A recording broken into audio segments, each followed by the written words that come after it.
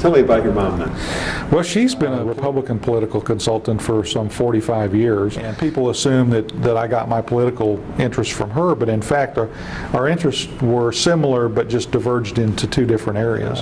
She largely focused on city council races, judicial races, school board races, and my interest grew more toward congressional, Texas legislative, presidential races, things like that. So my focus was more state and nationals. And then after college, I went to work as a press secretary with Congressman Jack Hightower and started a long career on the Hill. One of the most interesting experiences I had was being on the Hill when President Reagan was shot.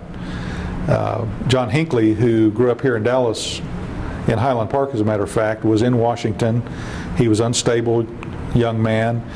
He wanted to impress actress Jodie Foster, and he thought the way to do that was to shoot the president. So on a rainy morning, Reagan was coming out of having talked to a major group, given a speech at the Washington Hilton, came out in his entourage, and Hinckley was there waiting for him on the sidewalk and got off a bunch of rounds and almost killed Presidential Press Secretary Jim Brady, shot a Secret Service officer and a Washington police officer, actually hit the president, and I was there on the Hill when it happened. At first, we were told that there had been an incident, but the president was fine.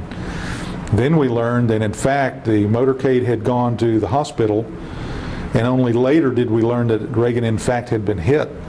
What we didn't know was that the bullet was lodged fairly close to his heart, and had the Secret Service agent on top of him not found blood on Reagan's shirt and redirected the motorcade from the White House back to the hospital, Reagan probably would have died.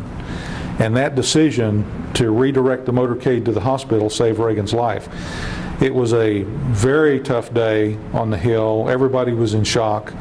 But Reagan came out of it the hero, and was making jokes. Honey, I forgot to duck, and that really solidified, I think, his bravery and his image in the American people's hearts at that time.